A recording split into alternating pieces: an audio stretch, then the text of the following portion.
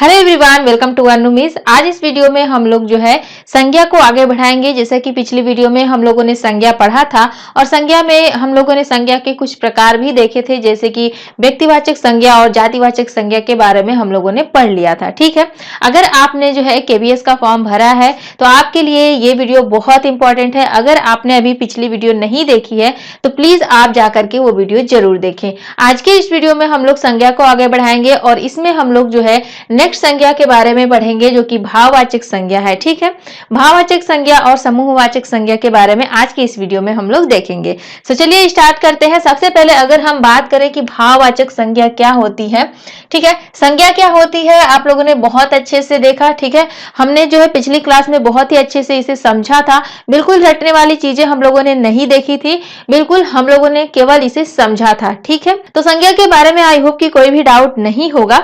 तो देखिए भाववाचक संज्ञा क्या होती है। अगर हम इसके शाब्दिक अर्थ की बात करें तो भाव और वाचक और संज्ञा। ठीक है, भाव का अर्थ होता है गुण। ठीक है, किसी भी व्यक्ति या फिर किसी भी वस्तु का जो गुण होता है उसको जो है भाव कहा जाता है। अब इस गुण में जो है क्या क्या चीजें आ सकती है, जैसे आप सोच रहे होंगे गुण का मतलब क्या क्या चीजें आएगा। तो देखिए गुण का मतलब गुण तो आएगा ही, जैसे कि हमारे अंदर क्या गुण है, आपके अंदर क्या गुण है। कोई भी चीजें, जैसे मान लीजिए कोई फल है, ठीक है, तो उस फल के अंदर क्या गुण है। जैसे आम है तो आम का जो है क्या गुण है, मीठा है, खट्टा है, इस प्रकार से। ठीक है, तो देखिए इसमें आपका गुण आ जाएगा, दशा आ जाएगा। ठीक है, किसी भी चीज की दशा जो होती है उसका स्वभाव क्या है, जैसे कि हमारा स्वभाव क्या है। जैसे अगर हम बात करें कोई ऐसा व्यक्ति है जिसका स्वभाव जो है बहुत गुस्सैल है, ठीक है, वो बहुत गुस्सा करता है तो उसका स्वभाव जो है वो गुस्सा वाला है। ठीक है, कोई हमेशा खुश रहता है तो उसका वो स्वभाव हो जाता है। इसी प्रकार से स्वभाव आ जाएगा। धर्म क्या है उसका, ये धर्म आ जाएगा। कहने का मतलब गुण में जो है गुण, दशा, स्वभाव, धर्म, आप ऐसे समझ सकते हैं। ये सारी चीजें जो आएगी भाववाचक संज्ञा में आएगी। ठीक है, जो इन सब का बोध कराती है। वाचक मतलब होता है बोध कराने वाली और संज्ञा का मतलब होता है संज्ञा। ठीक है, यानी कि गुण का बोध कराने वाली संज्ञा को जो है भाववाचक संज्ञा कहते हैं। तो ये तो हो गया इसका जो है शाब्दिक अर्थ। ठीक, अगर हम परिभाषा की बात करें तो सेम इसी से जो है आप इसकी परिभाषा भी निकाल सकते हैं। जैसे देखिए जिस संज्ञा से किसी व्यक्ति या वस्तु के गुण, दशा, स्वभाव या धर्म का बोध होता है, ठीक है, उसे भाववाचक संज्ञा कहते हैं। ठीक, अगर आपको परिभाषा नहीं भी याद है तो एग्जाम में हमारे परिभाषा पूछने वाला नहीं है, लेकिन अगर आपसे कोई पूछ देता है तो बस आपको इसका शाब्दिक अर्थ अगर पता है तो आप इसकी परिभाषा जो है बता जाएंगे। ठीक, चलिए अगर हम उदाहरण की बात करें, जैसे देखिए अगर जल की बात करें, जल का क्या स्वभाव होता है। ठीक है, तो जल का स्वभाव होता है कि शीतलता प्रदान करना। जैसे जल हमेशा ठंडा होता है।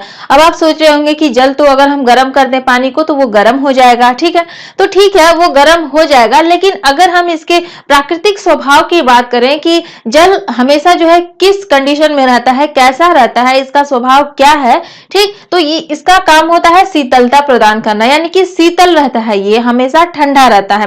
तो ये जल का स्वभाव हो गया। अब वो बात अलग है कि आप उसे जो है गुनगुना कर रहे हैं या फिर जो है ज्यादा गर्म कर दे रहे हैं, तो वो आप कर रहे हैं, लेकिन ये इसका स्वभाव नहीं है। अगर हम गर्म पानी को भी रख देंगे तो वो जो है कुछ देर बाद ठंडा हो जाएगा, लेकिन कहने का मतलब यह है कि वो अपनी जो प्राकृतिक उसका स्वभाव है उस कंडीशन में आ जाएगा। तो जल का जो स्वभाव है वो शीतलता है। ठीक है, उसी प्रकार से अग्नि की बात करें तो अग्नि का स्वभाव क्या होता है, तो ये उष्णता होता है, यानी कि इसमें जो है गर्मी होती है, उष्ण प्रदान करता है। जैसे आग है तो अब आप ये कहेंगे कि उसको हम बुझा देंगे तो वो तो ठंडा हो जाएगा, कोयला हो जाएगा, लेकिन वो आप कर रहे हैं, कोई प्रतिक्रिया कर रहे हैं। ठीक है, लेकिन अग्नि का जो नेचुरल जो स्वभाव होता है वो जो है उष्णता ही होता है। अगर आप आग को छुएंगे तो इसका काम होता है कि आपको जलाएगा ही जलाएगा। ठीक है, तो ये हो गया। अगर हम मानव की बात करें, मानव से बनता है मानवता। ठीक है, तो देखिए मानव का स्वभाव क्या होता है, मानव का स्वभाव मानवता होता है। अब वो बात अलग है कि मानव जो है गुस्से वाला है कि कैसा है, उसका नेचर कैसा है, ये इसमें जो है आएगा, लेकिन ये अलग चीज है। ठीक है, लेकिन एक हम नेचुरल की बात करें तो मानव के अंदर जो है मानवता का ही गुण पाया जाता है। एग्जाम में ये शब्द पूछ भी लेता है ठीक है, कि मानवता जो है भाववाचक संज्ञा है या नहीं है। ठीक, तो ये हो गया। तो ये तो भाववाचक संज्ञा के कुछ उदाहरण जैसे कि आप लोगों ने देखा। अब हम नेक्स्ट की बात करते हैं, कुछ ऐसे पॉइंट्स है जिससे कि भाववाचक संज्ञा बनाई जा सकती है। जैसे कि अगर हम जातिवाचक संज्ञा की बात करें तो जातिवाचक संज्ञा से भाववाचक संज्ञा किस प्रकार से बनती है, इसके कुछ उदाहरण की बात कर लेते हैं। देखिए, अभी हमने आपको बताया कि मानव का जो है, जो स्वभाव होता है, जो गुण होता है, वो मानवता होता है। उसी प्रकार से वही चीज यहाँ पर भी है। मानव की अगर हम बात करें, मानव में कौन सी संज्ञा है, तो मानव जातिवाचक संज्ञा है, तो मानव से बनता है मानवता। उसी प्रकार से मित्र कौन सी संज्ञा है, तो मित्र जातिवाचक संज्ञा है, मित्र से आपका बनता है मित्रता। स्त्री, स्त्री भी आपका जातिवाचक संज्ञा हो जाएगा। अब जातिवाचक संज्ञा कैसे हो रहा है, ये हम लोगों ने पिछली क्लास में बिल्कुल सही से पढ़ा था। ठीक है, बिल्कुल एक एक कंसेप्ट क्लियर किया था, तो आप जाकर के देख सकते हैं अगर आपने नहीं देखा है। तो देखिए, स्त्री जो है, स्त्री कहने से स्त्री के हर वो स्त्री जो है स्त्री जाति में शामिल हो जा रही है। तो स्त्री जो शब्द है वो जातिवाचक संज्ञा हो गया, और स्त्री से जो हमारा भाववाचक संज्ञा बनेगा वो हो जाता है स्त्रीत्व। यानी कि स्त्री के अंदर जो गुण है वो स्त्रीत्व का गुण पाया जाता है। ठीक है, उसी प्रकार से दास से बनता है आपका दासत्व। तो ये कुछ उदाहरण हो गए जो कि जातिवाचक संज्ञा से भाववाचक संज्ञा बनाए जाते हैं। अब आपके मन में ये सवाल आ रहा होगा कि क्या व्यक्तिवाचक संज्ञा से जो है भाववाचक संज्ञा नहीं बनाई जा सकती है? तो व्यक्तिवाचक संज्ञा से भाववाचक संज्ञा नहीं बनाई जा सकती है। ठीक है, ये चीज ध्यान दीजिएगा। अब ऐसा क्यों? क्योंकि व्यक्तिवाचक संज्ञा आप जानते हैं किसे कहते हैं। व्यक्तिवाचक संज्ञा में न ही गुण पाया जाता है, न धर्म पाया जाता है, न दशा पाया जाता है, और न ही स्वभाव पाया जाता है। ठीक है, व्यक्तिवाचक संज्ञा जो है किसी का नाम होता है। ठीक, तो व्यक्तिवाचक संज्ञा में ये सारी चीजें नहीं पाई जाती है। जहां पर ये सब पाया जाएगा उसी का जो है भाववाचक संज्ञा बनाया जाएगा। तो व्यक्तिवाचक संज्ञा में ये सब चीजें नहीं पाई जाती है, तो व्यक्तिवाचक संज्ञा का भाववाचक संज्ञा नहीं बनेगा। क्लियर हुआ? चलिए, अब हम बात करते हैं नेक्स्ट पॉइंट की, कि विशेषण से भाववाचक संज्ञा कैसे बनाई जा सकती है। जैसे देखिए, विद्वान एक शब्द है। ठीक है, विद्वान से आपका बनता है विद्वता। अगर पूछ ले कि विद्वता में जो है कौन सा जो है संज्ञा है, तो विद्वता में जो है भाववाचक संज्ञा है।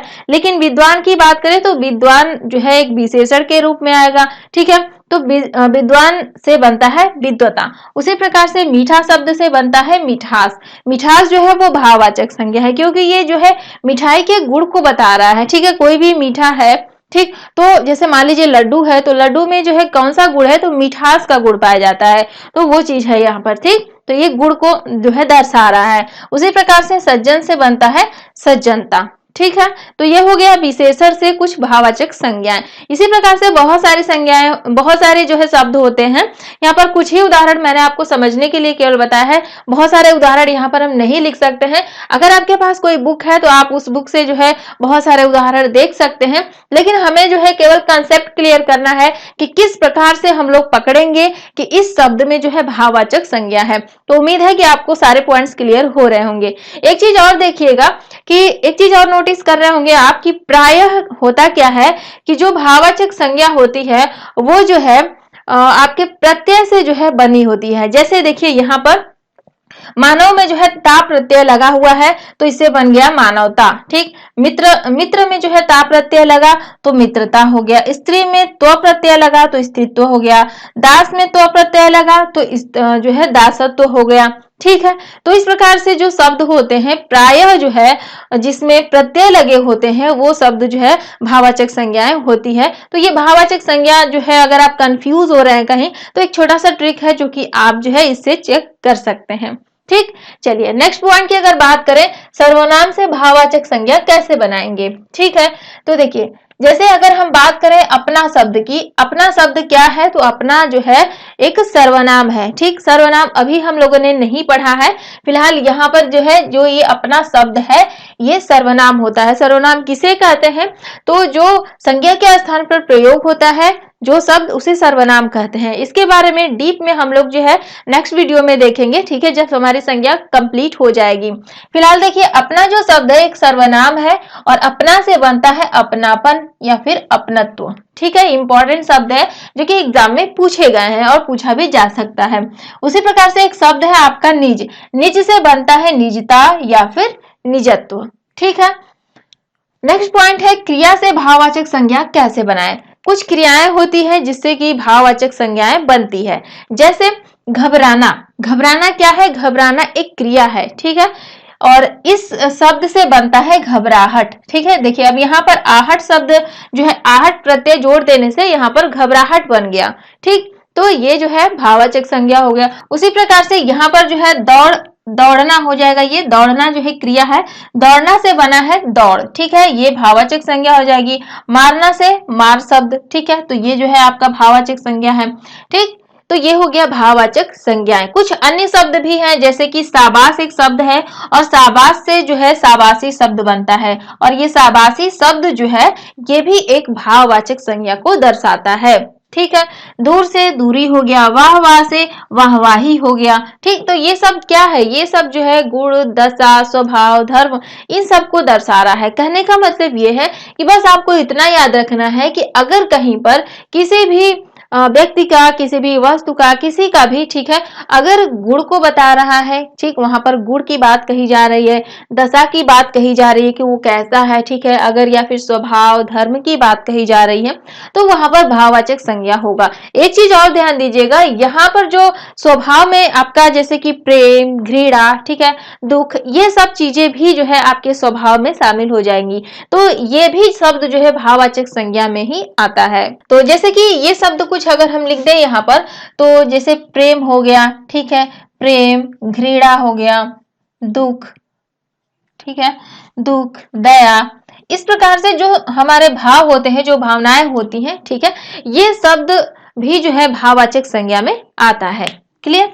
चलिए, तो इस प्रकार से जो है भाववाचक संज्ञा कंप्लीट हुई। अब हम लोग नेक्स्ट संज्ञा की बात करते हैं, जो कि है समूहवाचक संज्ञा। समूहवाचक संज्ञा क्या है? बहुत इजी है, नाम से ही बिल्कुल क्लियर है, इसमें कुछ ज्यादा नहीं समझना है। देखिए समूह का इसके शाब्दिक अर्थ की बात करें, किस किस शब्द से बना है, तो इसको अगर हम अलग अलग तोड़ें तो समूहवाचक संज्ञा, ठीक है, समूह आप जानते हैं किसको कहते हैं, ठीक है, जहां पर जो है एक निश्चित सीमा हो, कोई एक निश्चित जगह हो, कहने का मतलब एक निश्चित दायरा, एक निश्चित सीमा। मान लीजिए एक जो है ये एरिया है जिसमें जो है कुछ चीजें हैं, जैसे कि कुछ व्यक्ति हो सकते हैं शामिल, ठीक है, या फिर कोई वस्तु हो सकती है, कोई पशु पक्षी हो सकते हैं, ठीक है, यानी कि उस निश्चित दायरे में जो है किसी भी चीज का समूह है, किसी भी कोई भी चीज जो है वो ज्यादा मात्रा में है, ठीक है, ज्यादा संख्या में है, तो उसको समूह कहेंगे। और इस समूह का जो नाम होगा, कोई ना कोई एक नाम होगा, उस नाम को जो है हम लोग समूहवाचक संज्ञा कहते हैं, ठीक। परिभाषा की अगर बात करें तो देखिए, एक निश्चित सीमा में अधिक संख्या में व्यक्तियों, अब व्यक्तियों में केवल मानव ही नहीं आएगा, अब यहाँ पर ध्यान दीजिएगा, व्यक्तियों में आपका व्यक्ति तो आएगा ही, साथ ही साथ पशु भी आ सकता है, ठीक है, पक्षी भी आ सकते हैं, यानी कि पक्षी भी जो है ज्यादा से ज्यादा पक्षी भी एक जगह हो सकते हैं, पशु भी हो सकते हैं, और व्यक्ति भी हो सकते हैं, या फिर कोई वस्तु हो सकती है का एकत्र होना पाया जाए, उसे समूह कहा जाता है, तथा उस समूह का जो नाम होता है उसे समूहवाचक संज्ञा कहा जाता है, ठीक है। तो ये हो गया समूहवाचक संज्ञा की परिभाषा। अब जैसे यहाँ पर अगर हम उदाहरण की बात करें, देखिए मेला हो गया आपका, ठीक है, मेला क्या है? मेला जो है एक समूहवाचक संज्ञा है। मेला में क्या होता है? मेला में जो है भीड़ होती है, ठीक है, समूह होता है, यानी कि मेला, जैसे मान लीजिए मेला कैसे लगता है, कोई एक निश्चित जो है जगह होती है, कोई निश्चित जगह जो है आपका घेरा होता है, ठीक है, और वहां पर जो है मेला लगता है। मेले में क्या होता है? बहुत सारे लोग खरीदने वाले होते हैं, बहुत सारे लोग बेचने वाले होते हैं, बहुत सारी वस्तुएं होती हैं, ठीक है, यानी कि अधिक मात्रा में खरीदने वाले लोग और जो है बहुत सारी वस्तुएं, बहुत सारी जो है बेचने वाले लोग, ये सब लोग जो है यहाँ पर शामिल होते हैं। तो ये जो है एक ज्यादा मात्रा में लोग यहाँ पर इकट्ठा होते हैं, तो ये समूह बन जाता है, और ये इसका जो एक नाम डिसाइड हो गया है जिसे कि मेला कहा जाता है, ठीक है। तो ये मेला शब्द जो है इस समूह का बोध करा रहा है, तो मेला शब्द क्या हो जाएगा? समूहवाचक संज्ञा हो जाएगी।